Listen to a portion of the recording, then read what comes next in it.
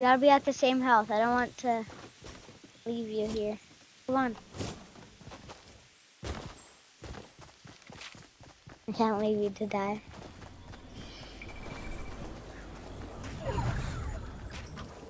No. Come on.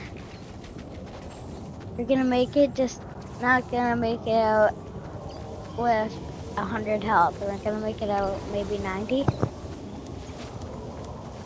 Never mind, I was wrong. Don't be a two-ticker, thank you. It's not a two-ticker, so we're good. For now.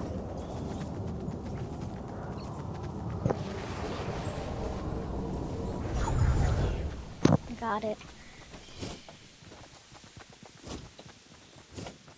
There's gonna be apples around here, so. Oh shoot, people? Is that an apple technically? Not really? Okay.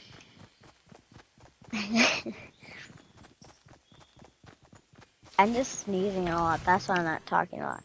I turned off my mic. Hey, come on. Oh, I'm more hovering. I don't want to do that. I just to be at the same health as you. Oh, the guy's just running, and he looks like small dot now. But I mean, he's running to a circle, I bet you. Yeah, that's why he's running. Yeah, just don't look at the circle, and you won't be as, you know, say don't loot type of thing. Yeah, because you don't want to loot. Trust me. Oh no, the circle. Just no. Oh, it's so far. Wait, what? I didn't say that. Did I? Did I just say that? No, I didn't, right? No, right? I didn't say it, right?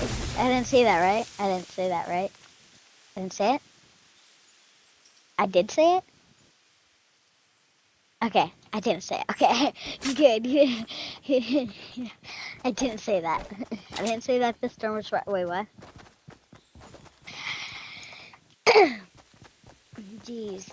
My cat just got all over me last night, and I'm not allergic to cats. Just when she gets on me all the time, and she just surrounds me all the time. I just sneeze sometimes because her fur gets up my nose, close to my nose, and I sneeze a lot. Fun fact.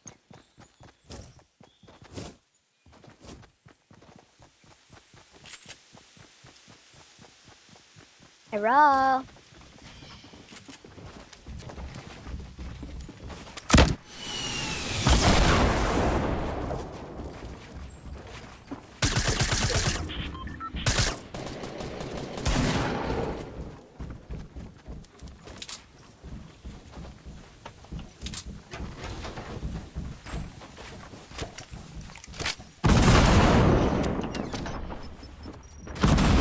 Oh, I knocked him.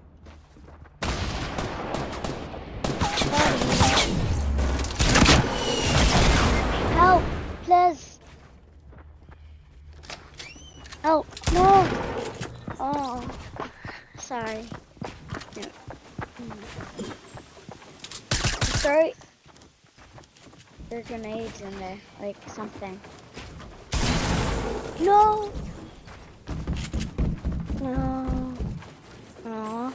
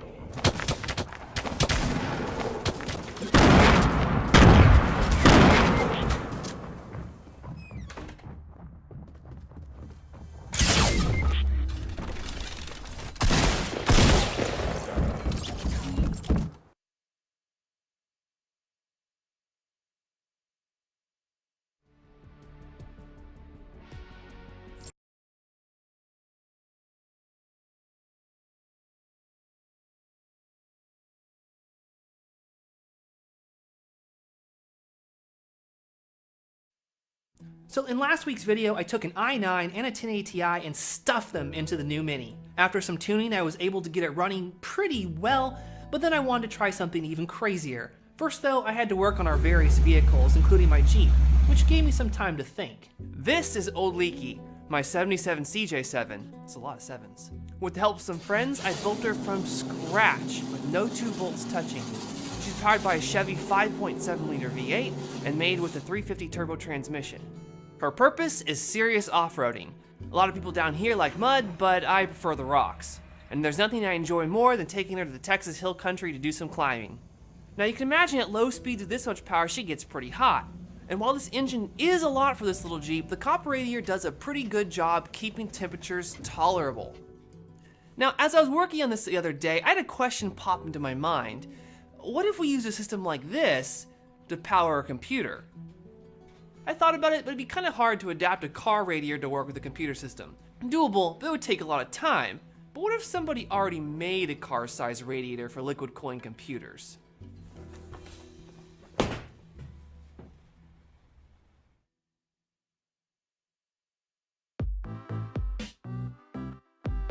A while back, my mod father, Bill Owen, introduced me to Jacob from Watercool.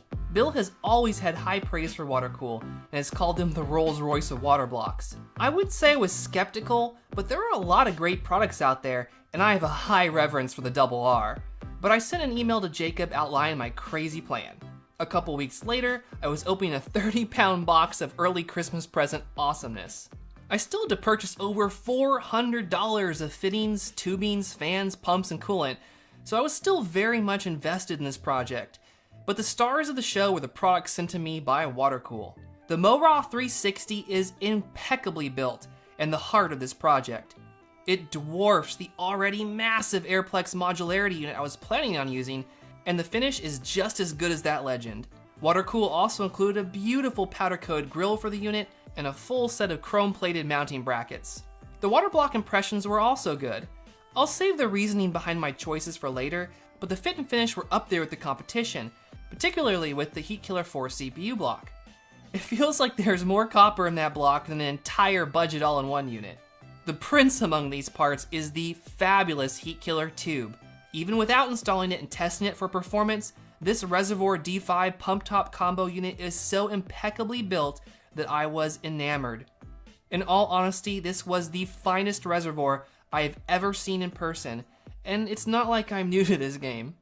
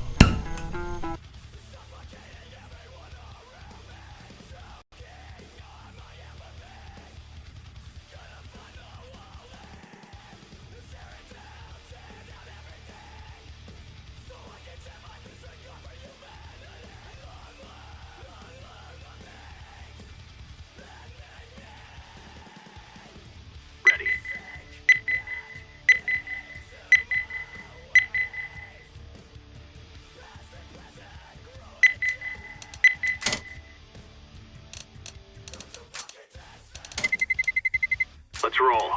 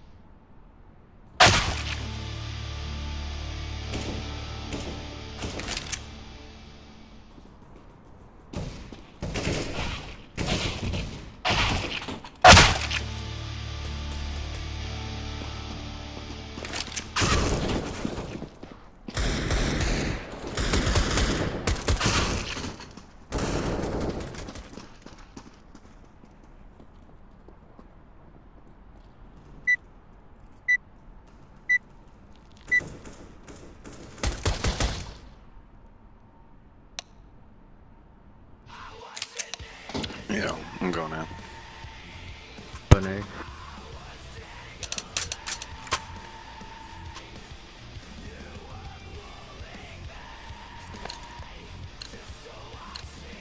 Let's go, let's go.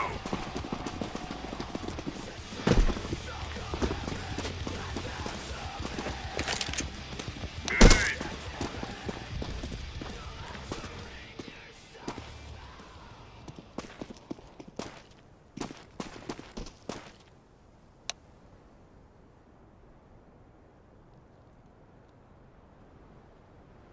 One cat.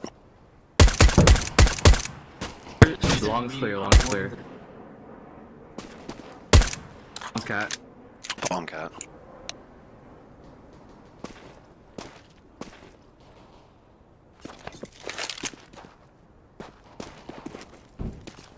Cat on Xbox.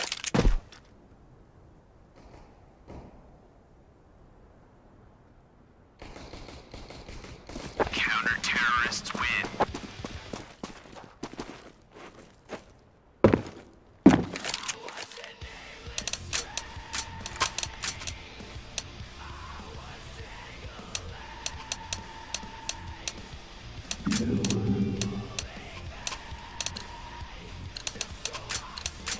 Let's go. No, no.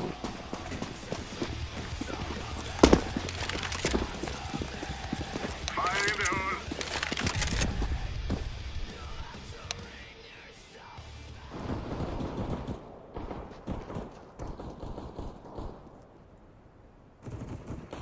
Shit.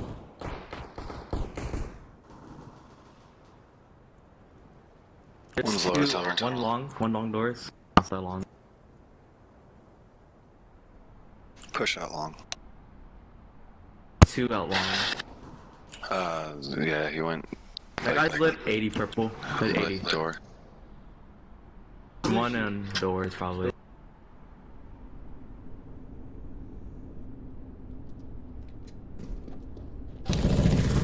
Cat, last guy.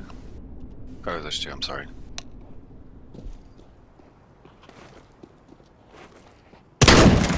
Sight. Good shit.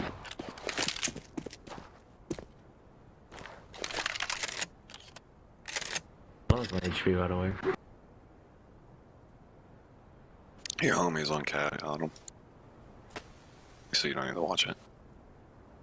Counter-terrorists win.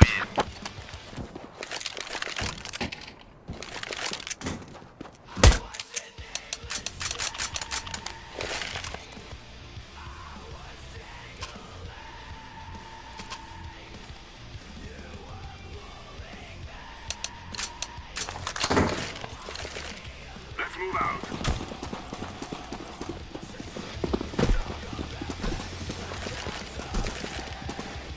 Grenade out.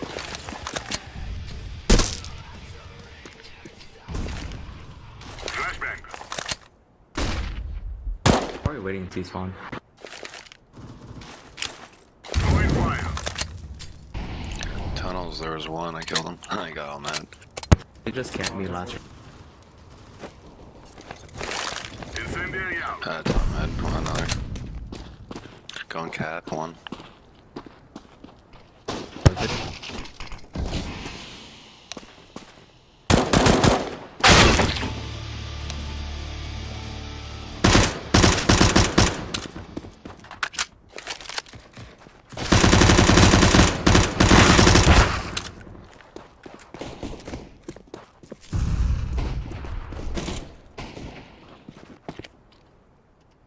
Secret.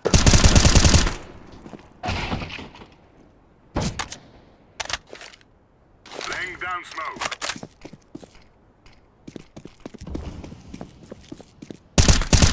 Probably gonna rotate.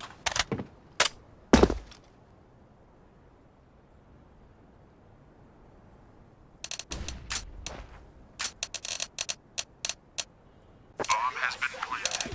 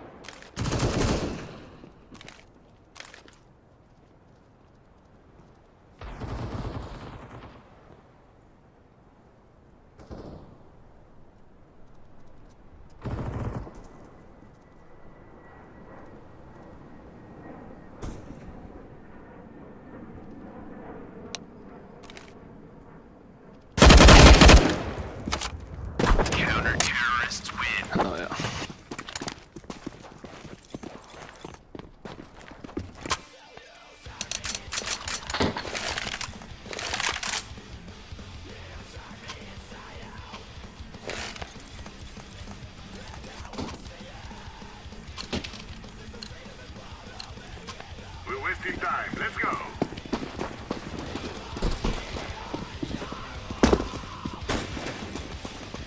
Throwing a grenade. Grenade out. Incendiary.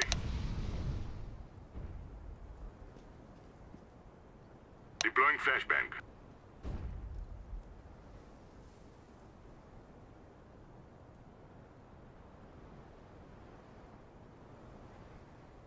Smoke. Throwing flashbang.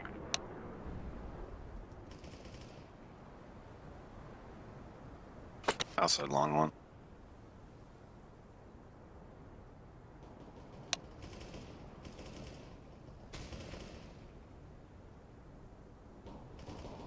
Of course.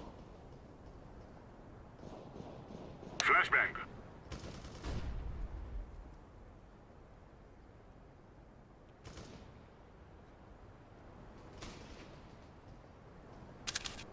One not long.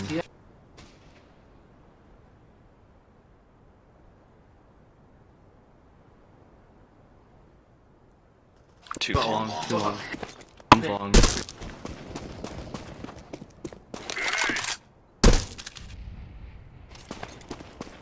If you would have hit that, that would have been so Like sick. R. It's on site. It's on site. Because I'll plan in the same room.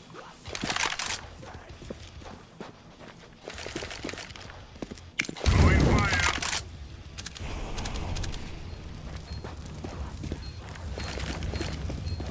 Throwing smoke.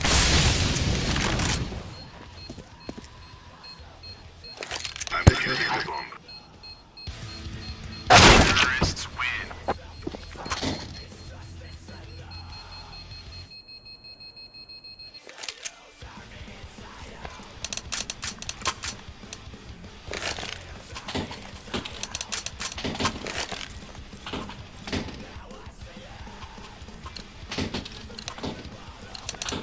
Let's get these That's guys it, throwing yeah. smoke. Thanks.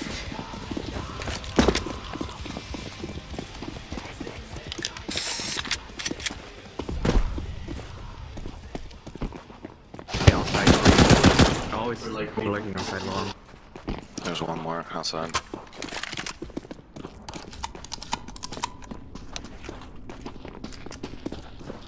He's pushing long doors for his off, I think.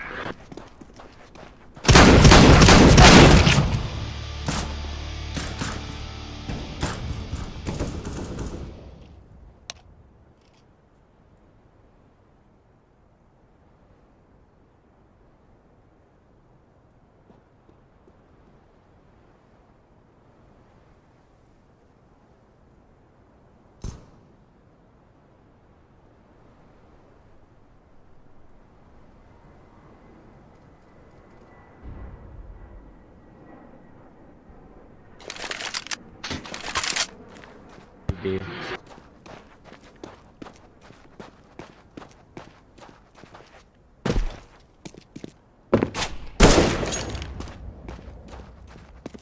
B. Yeah, but what was the opposite in T-spawn? Throwing flashbang.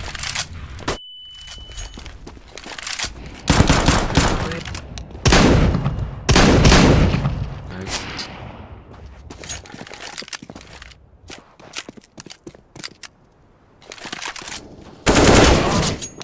My door. It's on site.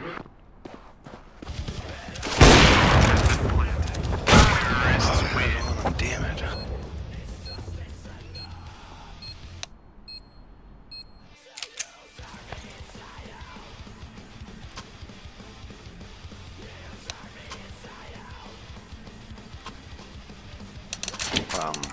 We should probably save. I just bought side money. Oh, never mind.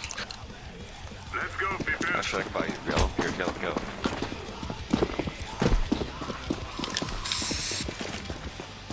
Fire in the hole, laying down smoke.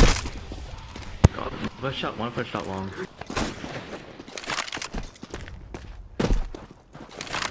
Too long.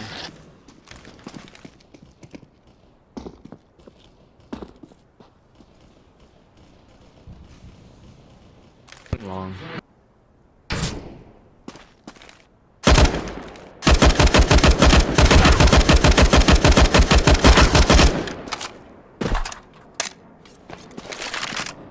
one's rotating out long.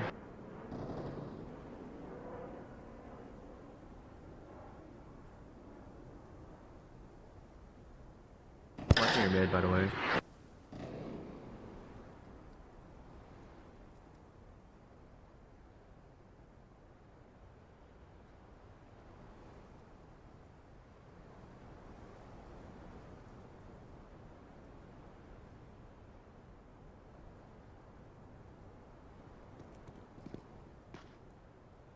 It's clear.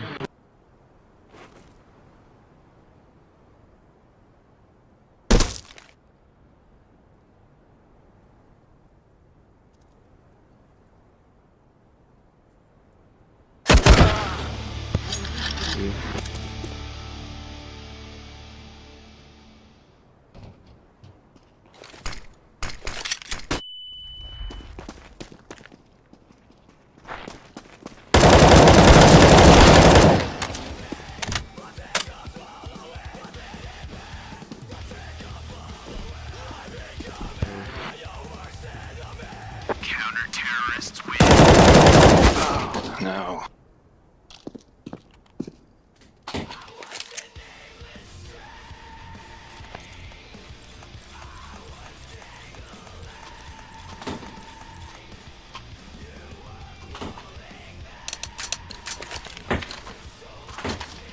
Let's go, people.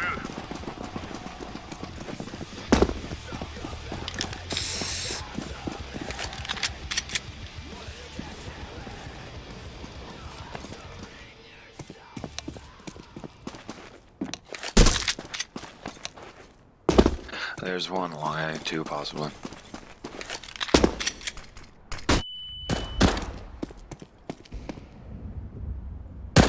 One car.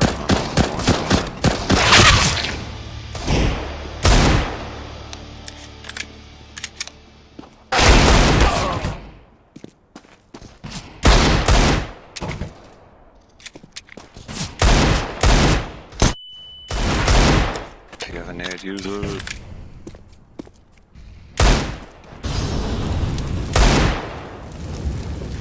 Left side.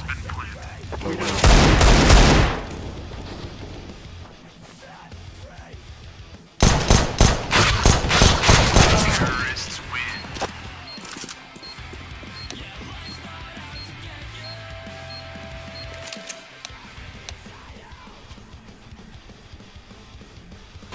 We should be able to buy except for purple.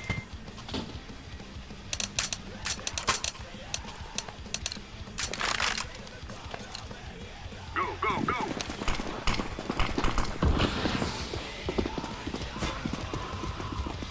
Smoke. Deploying flashbang. Throwing flashbang.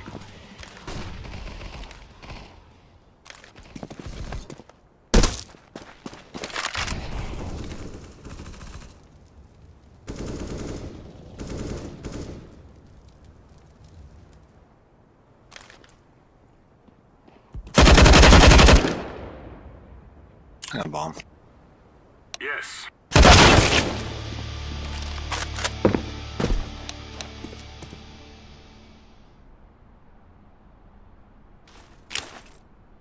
Throwing a grenade.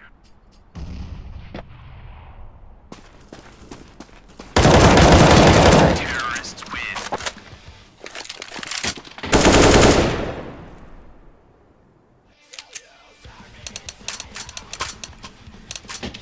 So I can buy someone.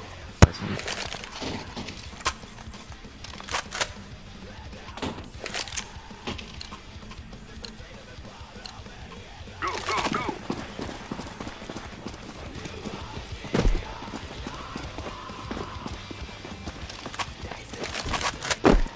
Grenade out.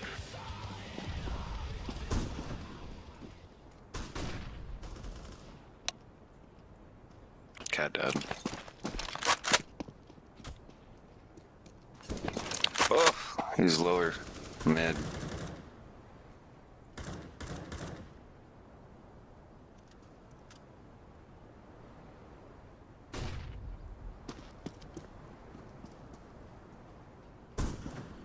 One cat.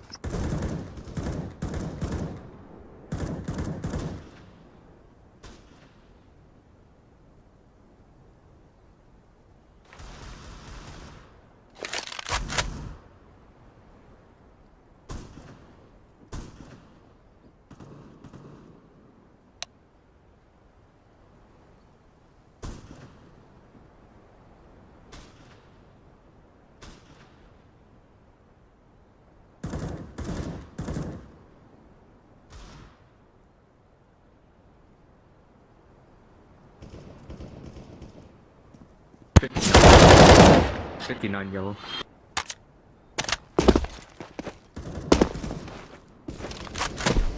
Counter-terrorists win.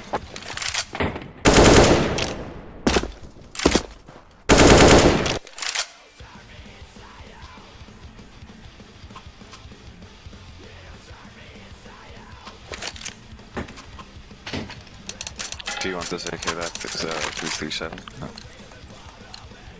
This is it, my friends.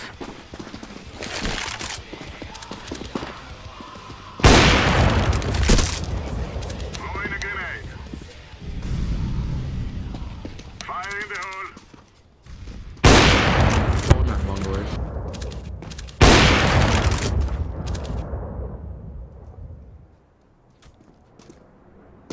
Oh, would you use clues just disconnected and abandoned?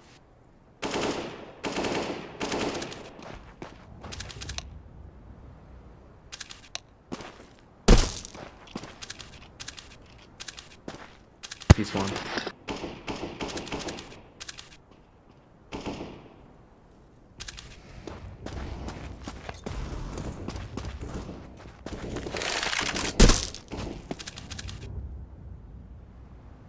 Two or two.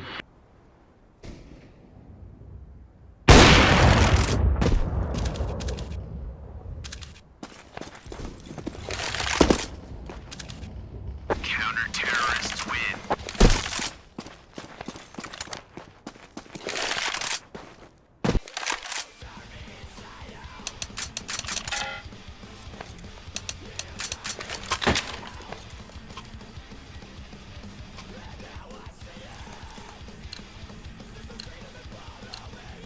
Grab your gear and let's go. Laying down smoke.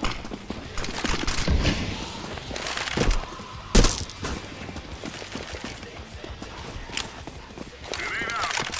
Grenade out. Too long. Too long. Pushing long. Flashbang.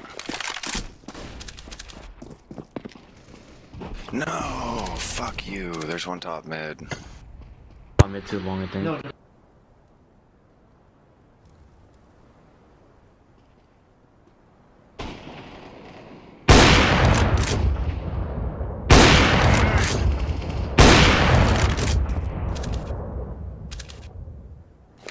Bomb has been planted. Deploying flashbang. Terrorists win. That was nice.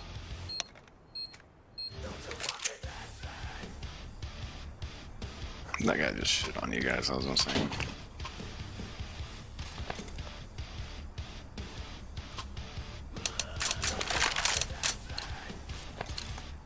Form up. Let's go.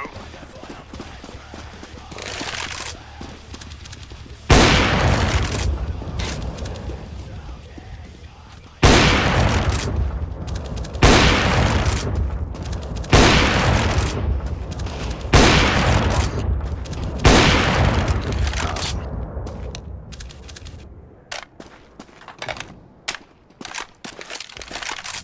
Suicide. We have bomb long A doors, or it is long A doors. Counter-terrorists win.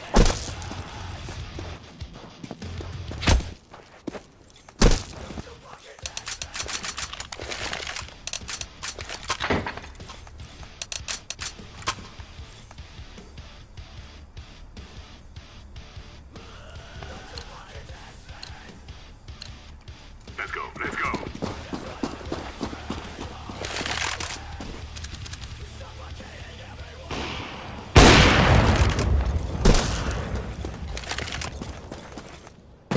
Pushing long right now for full. Grenade out. Counter-terrorists win.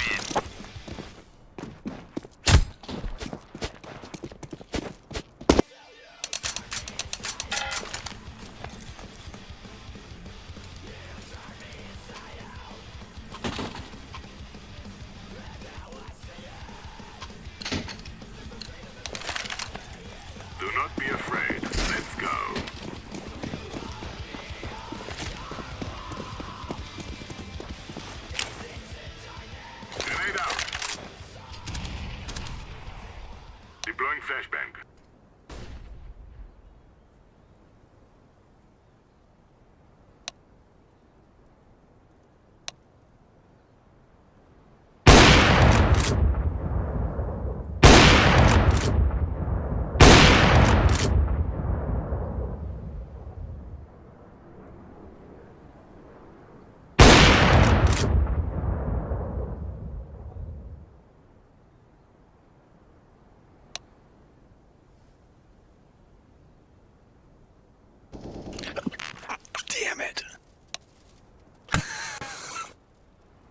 He's long. I don't think he expect me.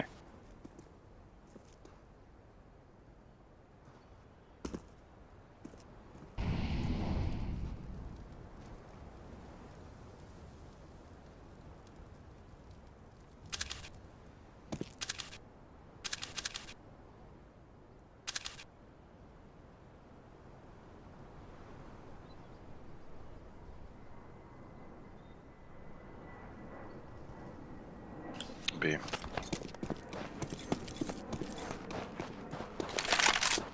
You got this lead. Bomb has been planted.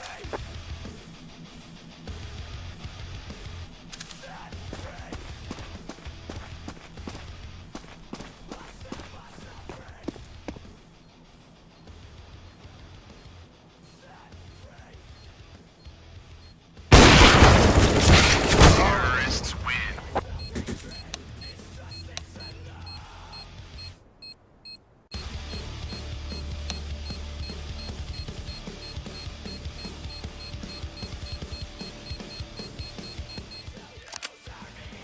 I'm just gonna rush on a beam. Go, go, go!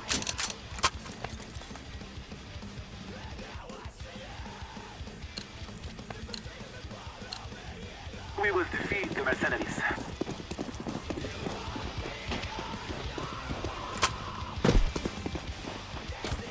Smoke!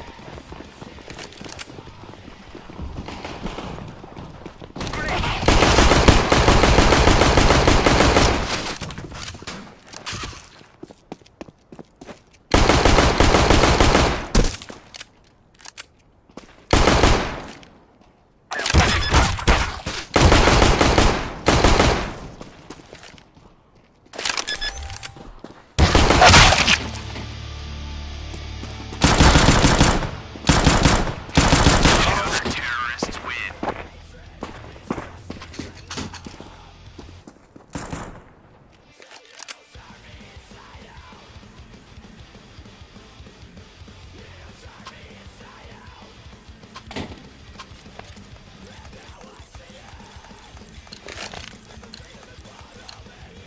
We will make them cry.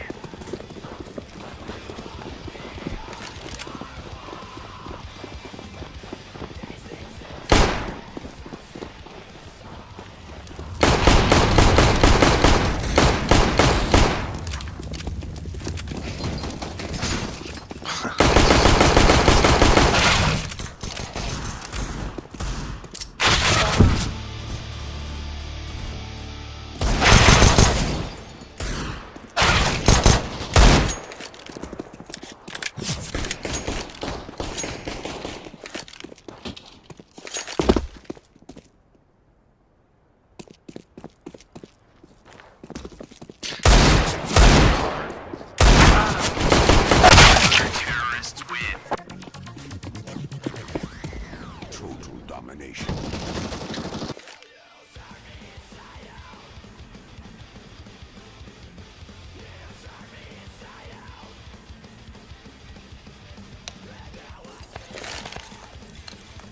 Yeah. We must move. Who said that in all chat?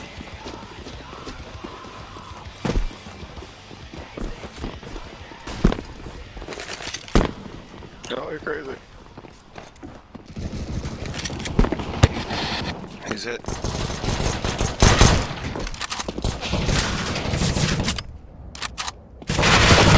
Good attempt. I reloaded so slow.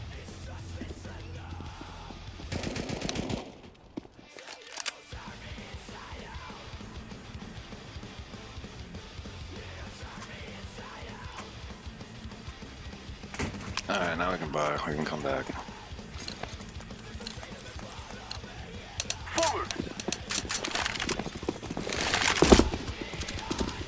Two cars. Throwing a flashback. I'm throwing smoke. I'm throwing a flashback.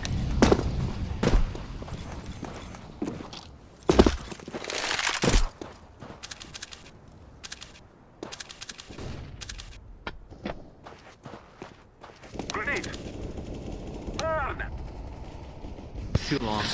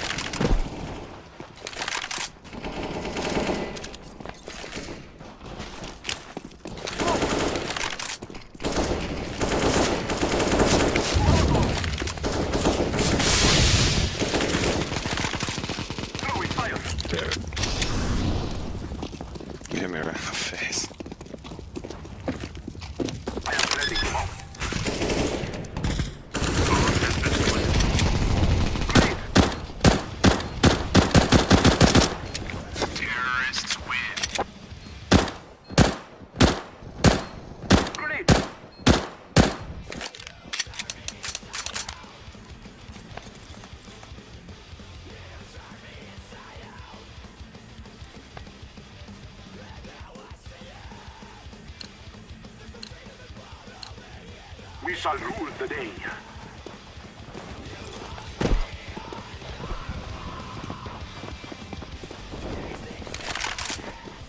Pass.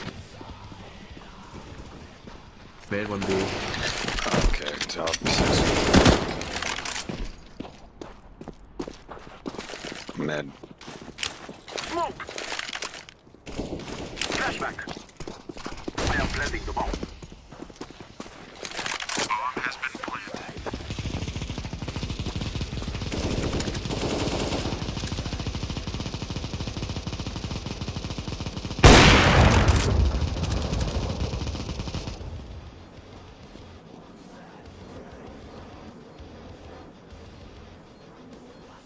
Terrorists win.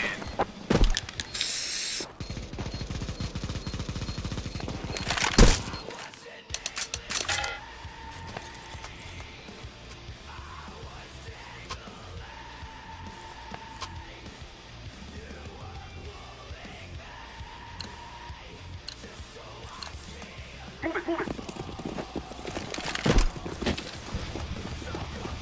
No.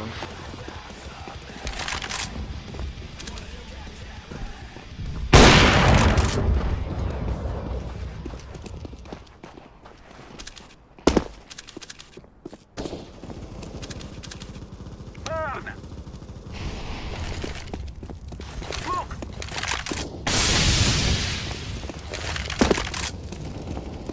Planting. Terrorists win. Bomb has been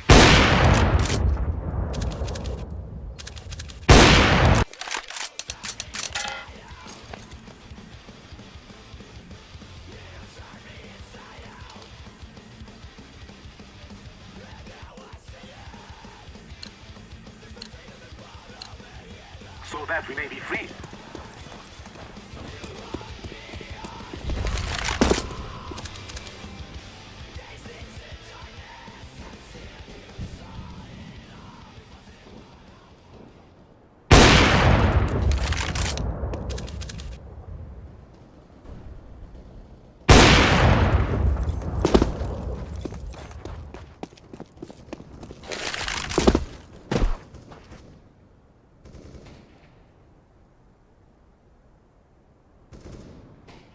Off.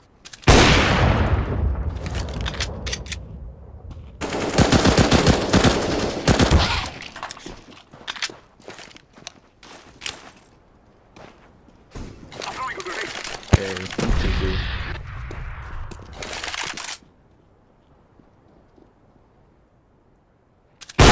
Terrorists win.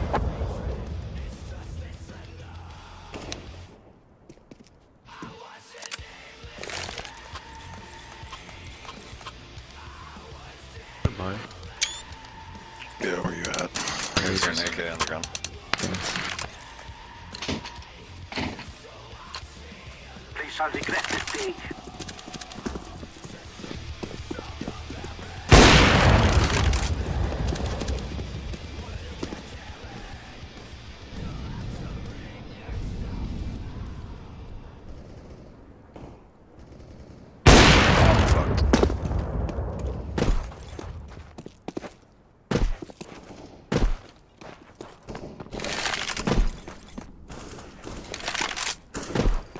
Sorry, it went back.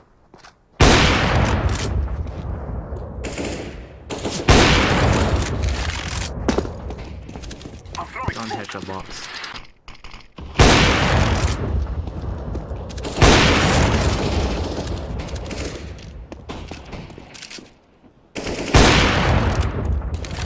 In that smoke.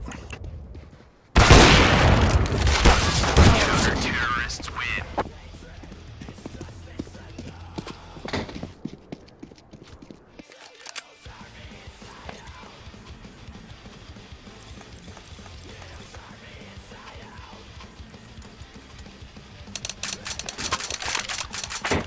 With much thanks. Come on, let's go. Ugh.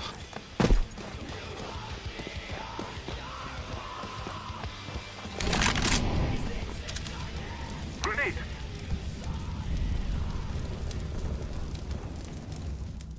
Throwing fire.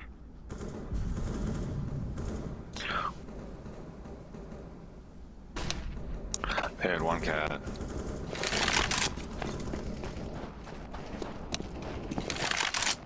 Flashback.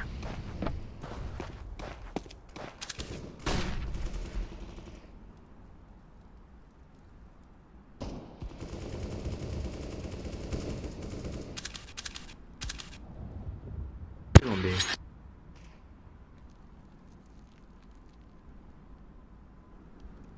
Behind you, yellow. One push through tons. He's outside. He's on B ramp. You heard him. On B ramp. Throwing a flashback. Sounded like CT. One.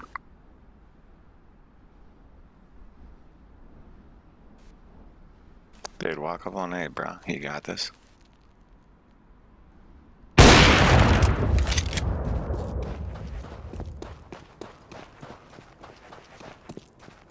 Oh, there's two there. There's two CT. Ooh, what a shot.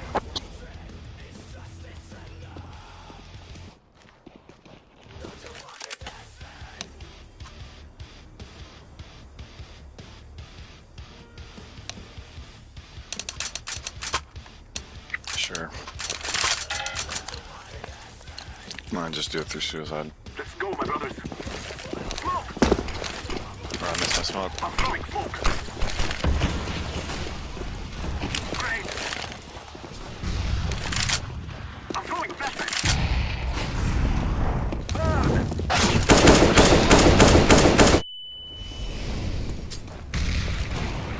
Great. Throwing a grenade.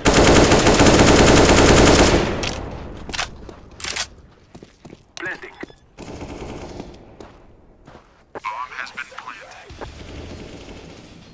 CT like 88. Terrorists win. Yes, my friends, yes.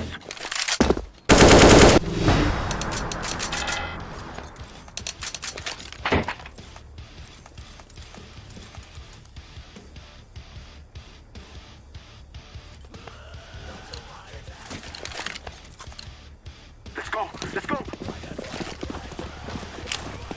I'm going flashback.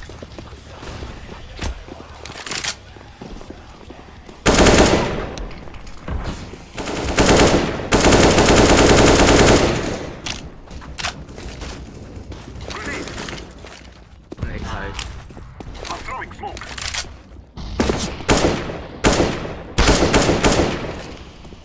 Echo is out.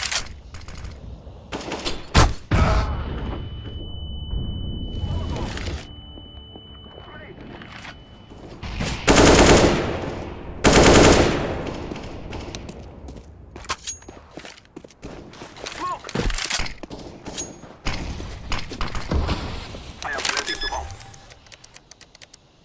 Bomb has been planted.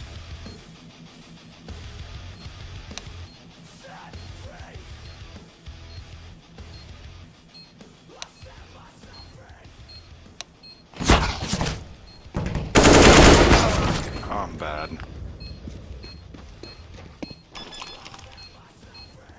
I should have hidden that smoke.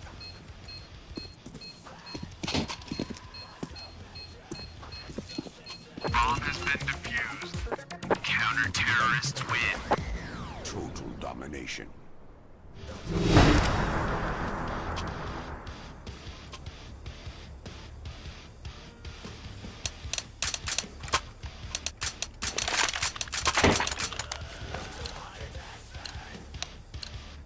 Be safe. Let's go, my friends. Let's go. Let's go. Let us stay I together. don't know about rushing and B. I'll probably do that. Throwing fire.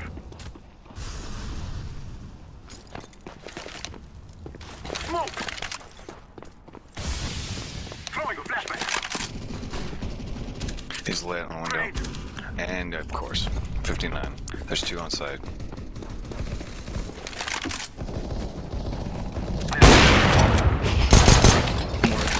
Car. Throwing fire.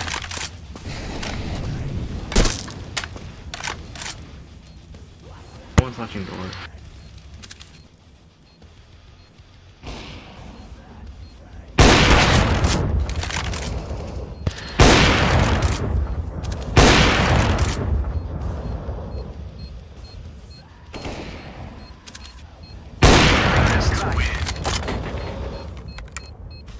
Day, we grow stronger.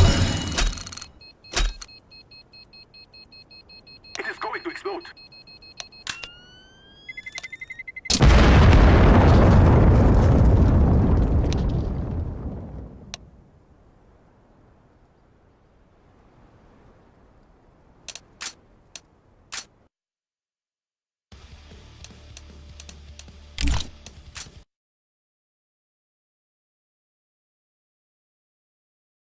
Now before we begin, I promised my YouTube subscribers about notifying you if there are any S4 Minis available. To show my appreciation, I have a very limited amount of S4 Minis available in my secret shop. The password for 1 week only for YouTube is YouTube, all lowercase.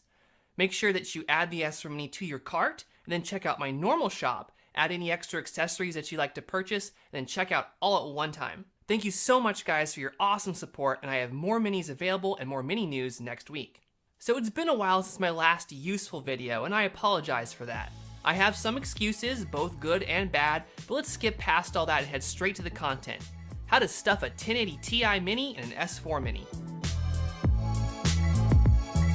This past June, Zotac blew our minds again with the announcement of the 1080 Ti Mini. One of my awesome customers contacted me and asked me if I wanted to do a 1080 Ti build. Yeah, we worked out a plan so I could have this teeny tiny destroyer benchmarks in my lab on launch day. Now, I record a ton of information, but the challenges and complexity of an ultra small form factor 1080 Ti S4 Mini build, well, are many, and I needed to be sure this build was more viable than novel before I made a video about it. Now, there's still a lot more to test, but the emails keep stacking up, so it's time to get this video out of the way.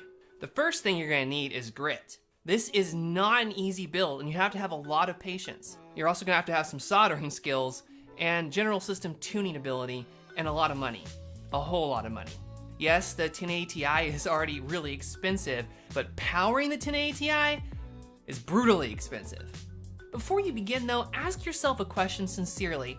Do I need a 1080 Ti? The 1080 is already a really powerful card, and if you don't have a monitor that's really gonna take advantage of it, this is gonna be really expensive. Now, I'm not here to tell you what to do or what not to do, just how to do it. Just proceed at your own risk to wallet. The S4 Mini is designed to use a two-part power solution. An AC-DC power supply, that's the power brick, and also an internal DC power supply, which is often called the distributor. This is the real secret sauce to why the S4 Mini is so small, and the HDPlex 400 is the perfect solution for this build. It's easily capable of powering a 1080 Ti system, and it barely gets warm when other components start to get molten. Unfortunately, the tried and true Dell 330 watt power brick is just not gonna cut it here. Now, the only option I knew would probably work is the Eurocom 780. This massive brick is really like a server power supply that's been converted to work with Eurocom's amazingly huge and powerful SLI laptops. Now, they don't actually like selling this power brick for some reason. Heck, they don't even like answering emails. If you do convince them to sell it to you, expect to pay a premium. My customers and I have paid between $470 to $570 to get this power brick. So of course I'm not impressed with the Eurocom's price, so I started looking for a DIY solution. After a lot of research, because of course this question is asked quite a bit on smallformfactor.net, I did manage to find a power supply that looked like it was going to fit the bill. It's a Delta power supply that was developed for the medical industry. Its 400 watt output, 19 volt solution, that looked like it was going to be just perfect with a little TLC. Initially I found this on Mauser Electronics, but it actually is available on Amazon now for under 130 bucks. Now both power supplies are going to require some modding and soldering. I chose to use aviation connectors, which are my go-to for power mods, and I purchased some extras to put on my website for customer convenience. Be warned, it is not easy to mod the Eurocom's extremely beefy cable, but it is possible. I chose to strip back a good 3 inches and carefully soldered the connectors on. I used gaffers on butt connectors to learn more about this process. For the output, I used another PC power cord and soldered an aviation connector on the end, splitting the ground to spread it out. I used MDPC SATA sleeving from Mod 1 to sleeve the cords, And you know what? I think the result is actually pretty nice. I quickly whipped up something for the cover out of perforated aluminum plate. I plasti dipped the underside, painted the top, and used rubber U-channel along the sides to cover up the sharp edges. I think it looks okay, but given more time, I want to make a proper shroud for it. It's important to note this is not necessary if you plan to keep your fingers and pets away from the internals of this power supply, and it'll even cool a little bit better. But I did want to experiment with making it, somewhat shockproof. I need to get ahead of myself here while I'm still in the subject of these power supplies, so you can choose the right one for you. The Eurocom is the safer choice, as it requires much less modding. It has more safety features, tons more power, and has active cooling built in. The downsides are that it's brutally expensive, it's hard to buy, and very loud. What is up, guys? I am extra hyper today because I am just pumped. I have a lot of updates, a lot of cool things to show fans, seeing how you're hacking up pretty much everything else. Choose this power brick if you don't want to do any tuning for power for the CPU or GPU and want a stable system out of the box. This supply works great under all conditions and really long gaming sessions. I'm hesitant to recommend the Delta 400 because I don't want to get sued. It can get brutally hot and possibly could cause a fire. I'm not actually sure it has a temperature monitor, although you could look that up in its spec sheet. I was able to power a 7700K and the 1080 Ti off of it for a really long time, almost a month, and I had very few resets.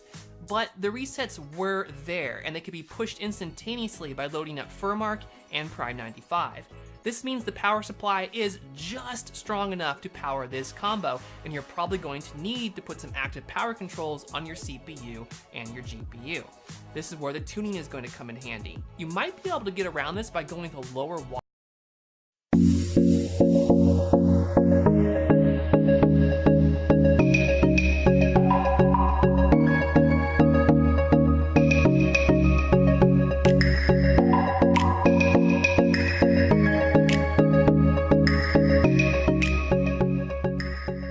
So when I show people my editing and gaming system, most people don't really know what they're looking at.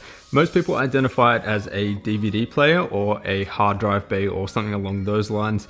Most people don't identify it as a computer, let alone a full editing and gaming system. And I get it, these assumptions are from those who haven't actually built a PC in their life, but I still feel for those people who have built systems in their life, that when they see a small form factor system like the one behind me, that they associate this smaller space with significant compromise. And I'm going to show you today that that isn't exactly the case. So today we're going to downsize this fairly typical gaming system that we have here in the S340 Elite, which was a very popular mid-tower enclosure in 2017, and transporting all of the components, or at least the ones that will fit, into the Fractal Design Node 202, which sits at just over 10 liters of volume. This means that it can easily fit into a large backpack, lay nice and flat under your TV, or just give you a lot more desk space to work with. I chose the Node 202 here because it gives you exceptional value for just how optimized it is in terms of space, and for those who want the smallest possible system without spending a fortune, this is definitely what I would recommend. For just $69 US, you get a compact ITX enclosure that can fit a full-length graphics card at just 10.2 liters of volume, a significant reduction from the 41.5 liters of the S340 Elite. Alright, now let's look at the base system that we're working with here, and I understand that some of you may not agree with all of the parts that I've selected here, but just understand that my goal here was to build a system that I thought was a fairly typical gaming system. So, seeing as popularity was the goal here, we're going with the Ryzen 5 1600 with the stock cooler, and we're locking that into a B350 motherboard. We've also got a GTX 1060, a 450 watt bronze rated power supply, 250 gigabyte SSD for the operating system and programs, another 1 terabyte drive for games, and that's all sitting inside the S340 Elite from NZXT as we mentioned earlier. And just to reiterate one last time before we move on, this build is not necessarily something that I'm suggesting to you guys, just what I would consider a fairly average cookie cutter gaming build that would be most useful for this video. Okay, so let's start transporting the parts over to the Node 202, and look at what we can keep and what we'll need to change. Let's start with the motherboard, as this is going to be the biggest change and most expensive one for most people, and there's absolutely no way around this, as this is something that we do need to downsize, as you can see. Now, for mainstream chipsets like B350, you'll be able to find a compatible ITX board, no problem at all, but for high-end chipsets like X399 for Threadripper or X299 for Core i9 systems, you won't be in as much luck. Currently, there are no X399 ITX boards that exist, although that would be pretty cool, and there's only one X299 ITX board that I know of from ASRock, and even then I wouldn't recommend transporting your X299 into an ITX form factor unless you really know what you're doing, as cooling the CPU is going to be the biggest issue. For us though, we're keeping our Ryzen 5 1600 processor, and we're going to stick with the B350 chipset, although do note that X370 ITX motherboards are also available if you want to upgrade, and they will be compatible as well. Now, the main compromises of moving to a smaller ITX motherboard is that you'll now only have one PCI Express slot for your graphics card, compared to the 3 or more that you'll typically find on ATX boards. However, this really isn't an issue for most people, seeing as they're not running a multi-GPU setup or any other PCI Express devices. And with SLI and Crossfire support slowly fading away, this seems like the common trend. Also, depending on which motherboard you buy and how much money you spent, you may experience a lower potential overclock on your CPU by thickness. Some small form factor cases are limited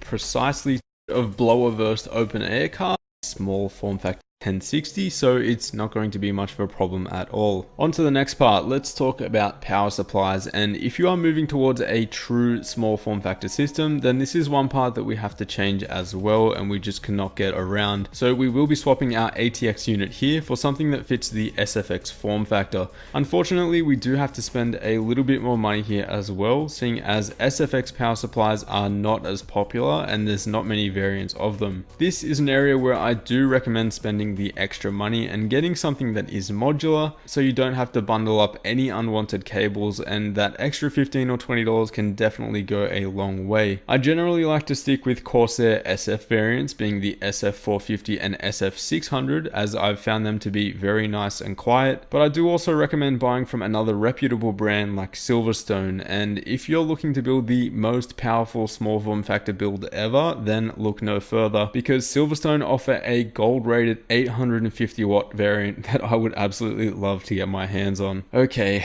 enough dreaming. The SF450 from Corsair fits us perfectly well here. It's 80 plus gold rated and fully modular, and you can grab sailing drives though, so if that is a priority for you, don't worry, because there's plenty more options out there. And so for our build, we will be swapping the 1TB 3.5-inch drive for a 512GB SSD and an M.2 drive. We are losing quite a bit of capacity at the end of the day, but you can always archive some unused files or uninstall some games that you haven't played in a while. The other option here would be, of course, to just invest in another 2.5-inch drive with the same capacity, but those drives are quite expensive. Alright, case fans, and if you were over analyzing your direction of airflow and pressure in your ATX mid tower, you can forget about that right now, because airflow in mini ITX cases is dead simple. Seeing as the CPU and GPU coolers are sitting right against the side panel of our new case, making intakes very easy, and the exhaust of hot air will be completely passive. This is true for most of the tiny cases under 15 liters, and the access that your components have to fresh air here would surprise most people. In other words, populating your new small form factor system with case fans is going to be nice and simple, because most of the time there's only going to be a couple slots and that's it. For the Node 202, there's only 2 slots for case fans, and that's right underneath the graphics card, and that's going to help pull in some fresh air. And just a last note on memory, you'll be able to run taller RAM DIMMs like the Dominator Platinum sticks in pretty much any case that I know of, but your main issue is going to be with your CPU cooler compatibility. So low profile RAM DIMMs like the one we're using here are highly recommended. And so here is the finished build.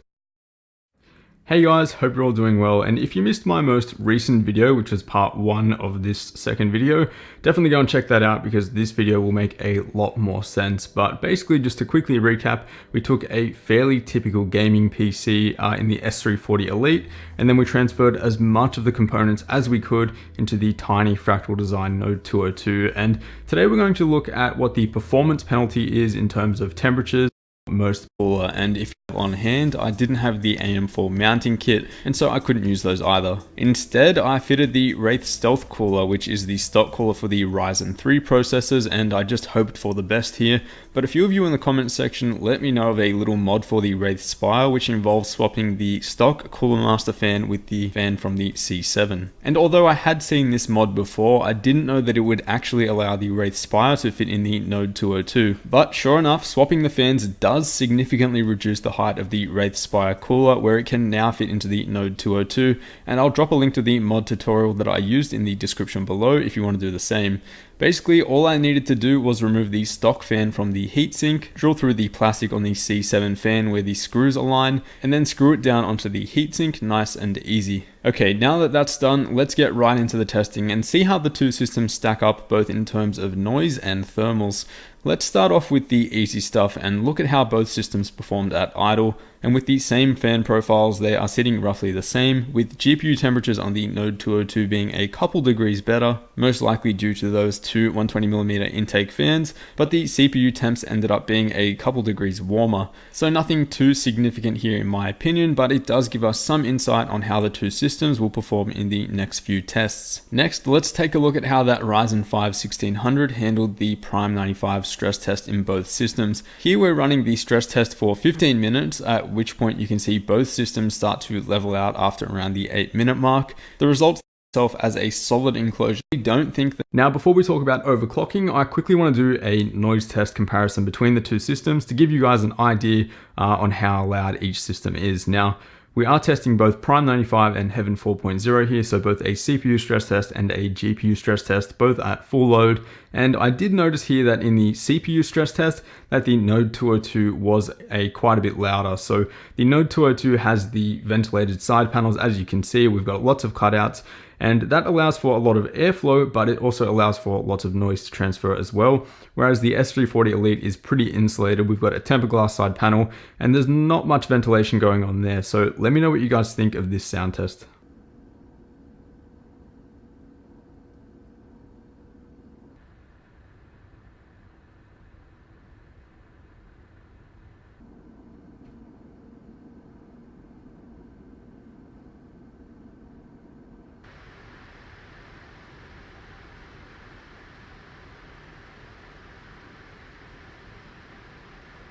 So I think we can all agree that the CPU stress test, the Node 202 was quite a bit louder, but for gaming, our GPU stress test showed that both systems are pretty similar.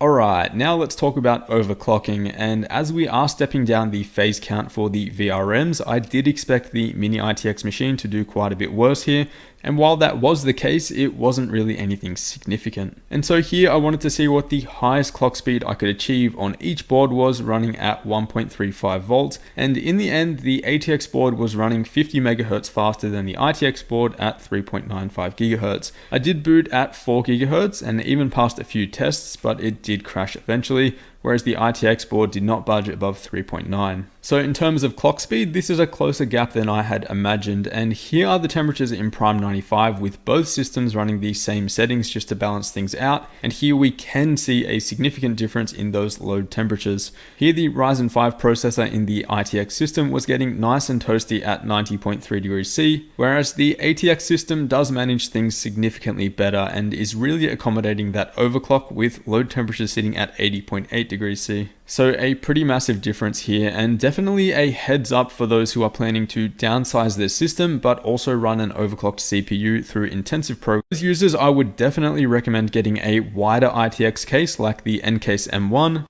through intensive programs at the same time. It's not really recommended with a low profile cooler. For those users, I would definitely recommend getting a wider ITX case like the Ncase M1, Silverstone SG13 or Cougar QBX, which can all facilitate some very powerful CPU coolers and handle these overclocks no problem at all. For slim cases though, significant overclocking and stressful scenarios are just not going to work that well at all. Next, I wanted to run a couple tests on the Node 202 specifically to get an idea on what the optimal configuration was and what the temperature penalty would be when I was moving things around. So for example, I wanted to see what the GPU temps would be with the Node 202 laying flat with the GPU facing downwards, and to no surprise, there's a significant increase in temperature by almost 10 degrees C.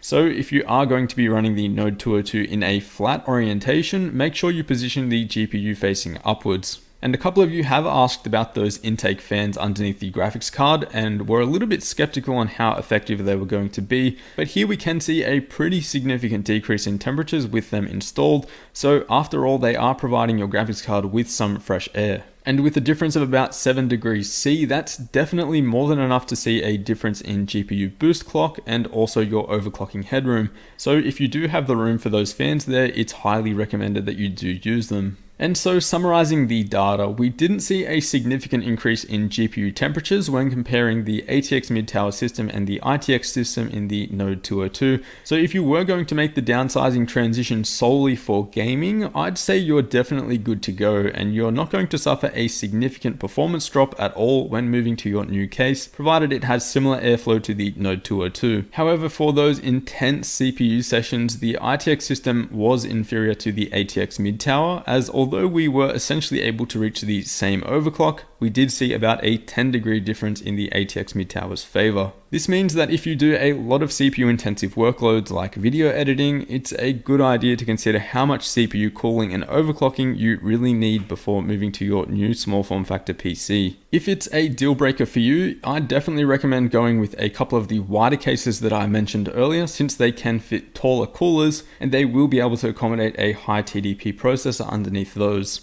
The sound tests speak for themselves, and since the Node 202 does have cutouts all around, it does allow for sound to travel outside of the case and be a little bit more audible, but honestly it's nothing significant, and if you wear headphones while you're using your system, I doubt you'll notice any difference at all. And so in the end, we are getting a significantly smaller system that you can pretty much take anywhere you want, or maybe just give you a lot more room on your desk thanks to that smaller footprint. CPU temperatures were a little bit alarming, so if you're running a very high TDP processor, maybe running a low profile CPU cooler is not the best option.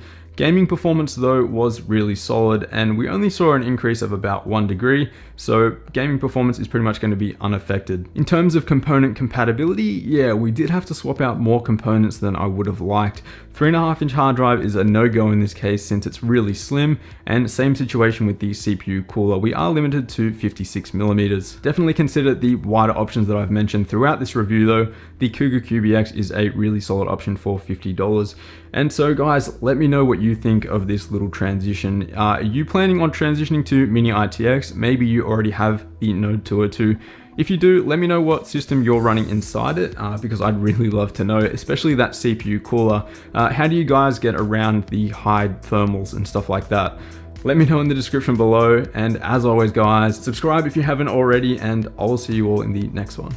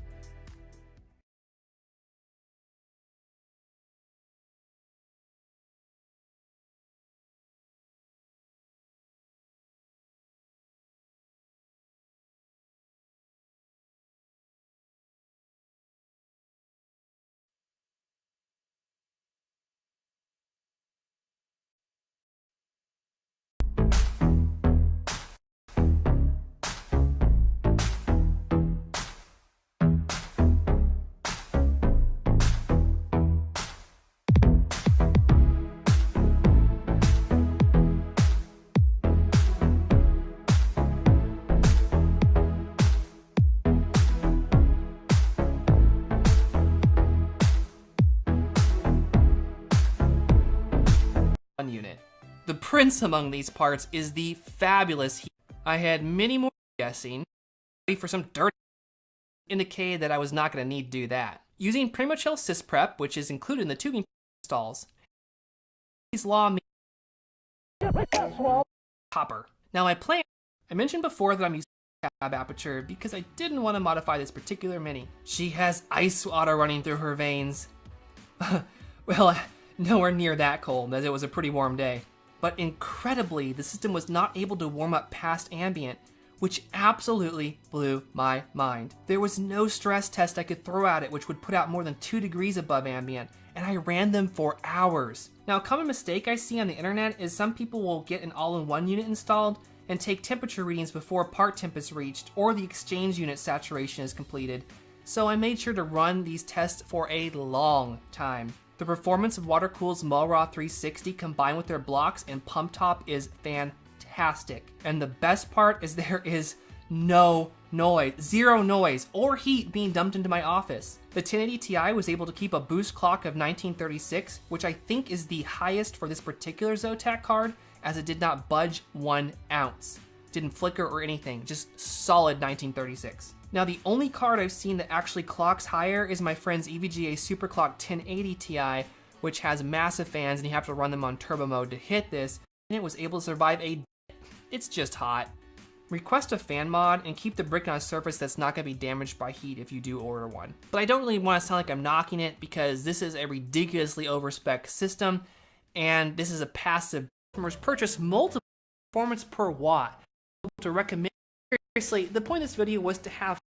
Our story begins early this summer. A little while back, Intel had announced its i9 series of CPUs, but that really wasn't much use to me in the small form factor world.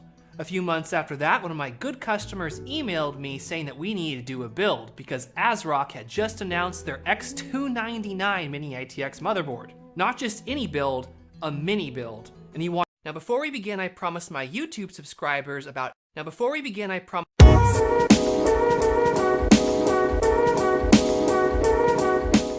Hello friends, we are.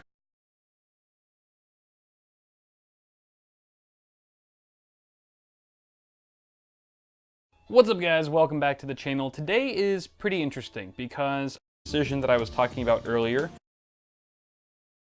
into the metal crossbar here that goes between the case, and that's again just to allow for the tubing to precision that I was talking about earlier into the metal crossbar here. Precision that I was talking about earlier into the metal crossbar here that goes between the case, and that's again just to allow for the tubing to pass through so I don't have to disconnect the entire water block and risk not being able to refill it again. It does affect some of the rigidity of the case. You can see it's got some wobble, some flex to it. However, I have tested it with the rest of the case all enclosed and bolted down, and it's perfectly fine. You wouldn't even notice the difference. I also wanted to mention that I did file down the edges of the incision that I made just so I don't cut myself accidentally, or even worse, cut into the tubing of this cooler and potentially cause a leak all over my hardware. All right, installation complete, everybody. This was so much easier with this cutout that I made here. Just being able to just drop the tubes in there without having to even crack open the water block there was so nice. I don't know why I didn't just do that in the first place. I don't know, I was in over my head, apparently. But this was super easy to install. I would highly recommend anyone try this, just as long as you have the right tools and stuff and you know what you're doing, don't hurt yourself. I don't see why this is not a good solution if you're going to do some overclocking in the Node 202. That being said, you can see I've got the hoses kind of zip tied here so they don't fray around and get too loose and wild. You can also see that there's really no kinkage. I was worried a little bit at first that maybe there would be some kinkage with the original Zalman cooler there, but I don't think I mentioned that before. There is no kinkage, especially with this metal bar cutout. It gives just a little bit more breathing room for the tubes to kind of extend, and they don't have to turn so at such a harsh angle, and this case is going to fall over. Alright y'all, so I just got done hooking this bad boy up. Ran the same Metro Last Light benchmark that I ran for the Zalman cooler, and was very happy to see max temps of 68 degrees Celsius on our hottest core. That's freaking awesome for an overclocked Core i7 chip in a case like this that isn't even supposed to really feature liquid cooling in the first place. Just the fact that, you know, it's this size, it's super small form factor, and you know, it doesn't have much airflow going through it. Those temps are awesome, so I'm very happy about that. Idle temps are, you know, hovering around the low 30s, but also spike up occasionally to the mid 40s, you know, low 50s, things like that. But altogether, pretty solid. Acoustics is on point as well. The pump makes virtually no noise that I can hear over the fans that are going on in the case. That's pretty much it though, guys. Thank you so much for watching. If you happen to enjoy this kind of experimental type of video, go ahead and leave me some love in the comments and let me know. Also, toss me a like on it if you just enjoyed it and you have nothing to say other than that, and that's it. Subscribe to the channel if you haven't already. Check the description, the link below. Check the link in the description below. Switch that. For Awesome Sauce shirts as well, bookmark my Amazon affiliate link if you haven't already. And until next time, y'all, I'll see you guys in the next video.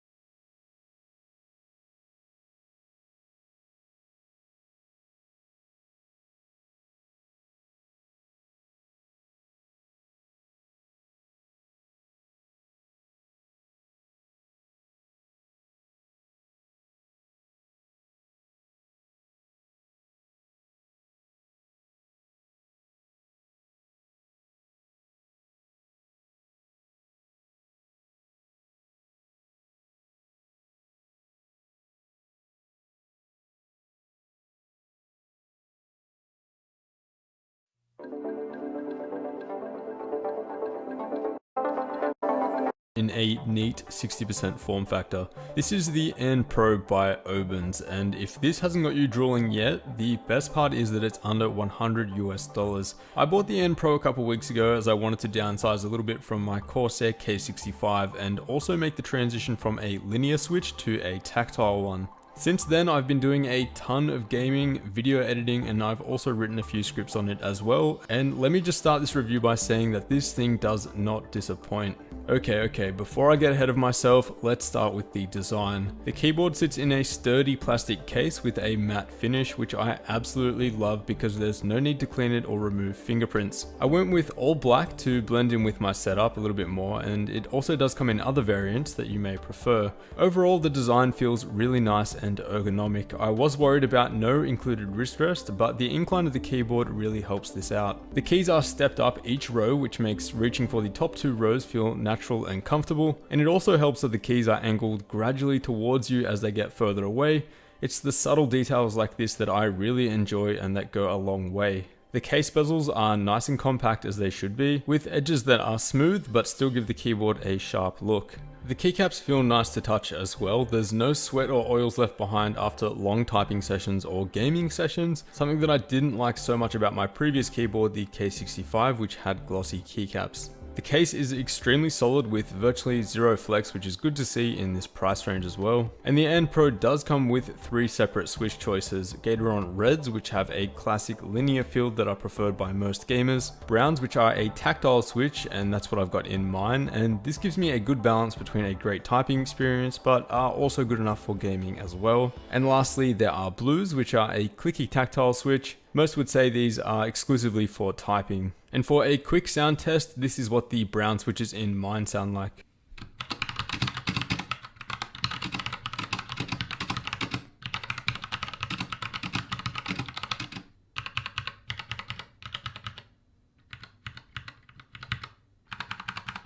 So the switches sound and feel pretty good, especially after a couple weeks of breaking them in, as out of the box they did feel a little bit scratchy. The larger keys like the spacebar and shift do seem to rattle quite a bit though.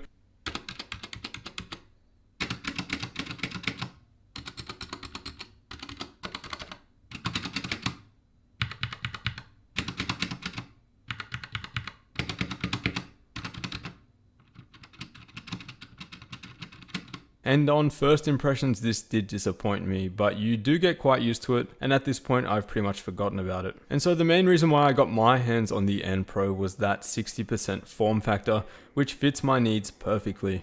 You're missing out on a number pad, the function key row, and the arrow keys as well, but to be honest, I haven't had to compromise much at all. The function number keys are still accessible by activating the function layer with an extra key, and this is also the same for the arrow keys as well. It's not too difficult if you're not using it so frequently. Now, I don't feel like this is a huge compromise for most people, and the extra desk space that you gain from the 60% form factor is very appreciated indeed. There's now a ton more room for your mouse to move freely while gaming and completing other tasks. You can shove the keyboard away if you quickly need some room, and honestly guys, just having that extra desk space within arm's reach is really refreshing.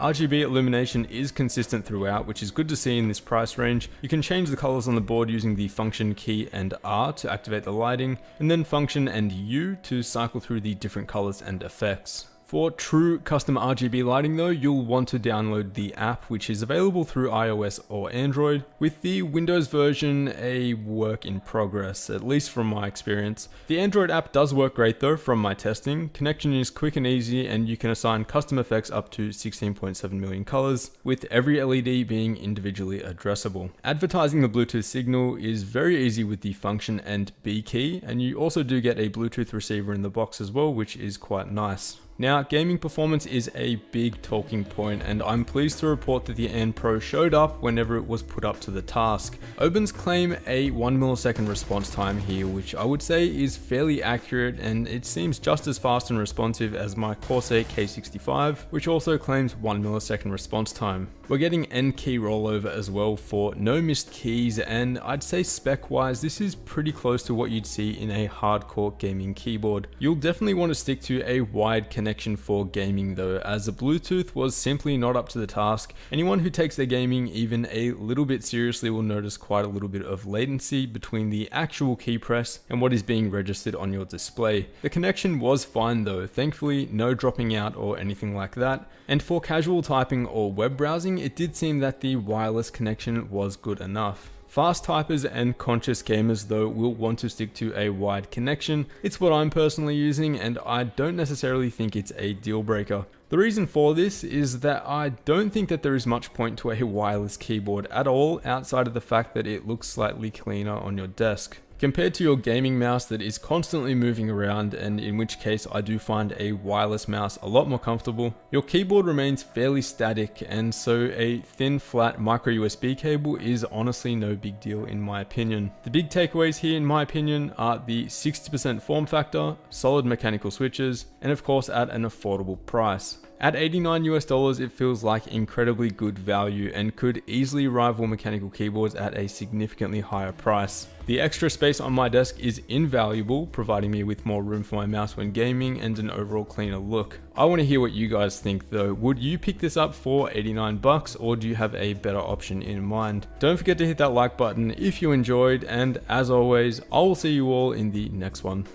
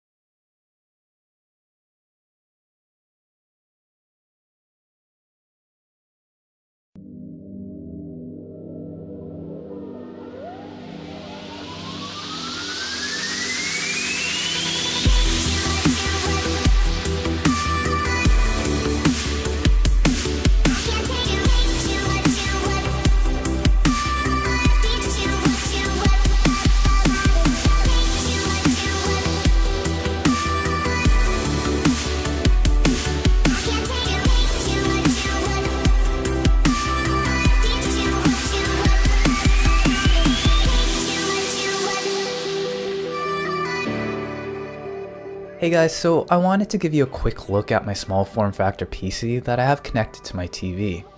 For my build, I use a Silverstone FTZ01 chassis that I feel is underappreciated with the huge influx of small form factor PCs in the market. While this chassis isn't the smallest, cheapest, or even most modern looking chassis with its rounded edges, I've always had a thing for Silverstone Fortress series products with their solid aluminum build quality. The front of the case is super clean with easy access to power, reset, USB, and audio jacks. There are magnetic air filters for both the CPU cooler and the video card ventilation, although none for the power supply. And there's plenty of ventilation along the edges and the back of the case as well. You can put the case horizontally, or I prefer to use the case stands to securely position the case upright. Cracking the case open, you can see it's a bit of a mess with the cable management, and installing the video card can be a bit of the challenge with the riser card. But since there's no windows to really look inside, it's not really a big deal to me.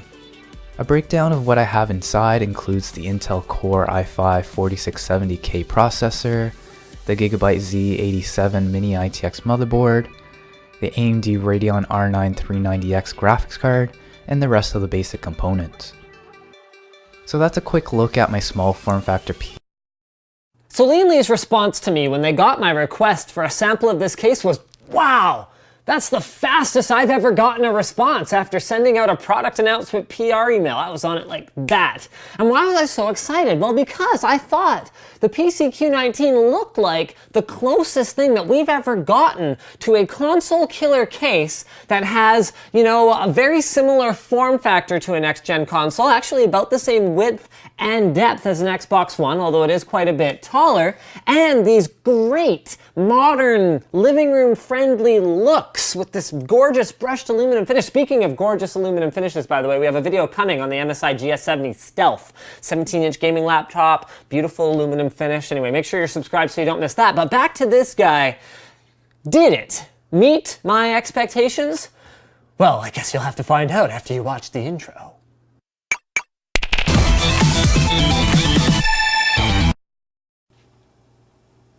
No! You don't know what's inside.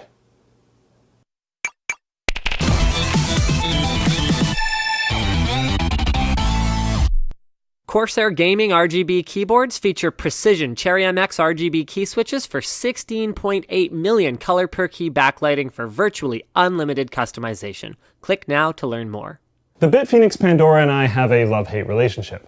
Well, it's an inanimate object, so I guess I have love-hate feelings towards the Pandora.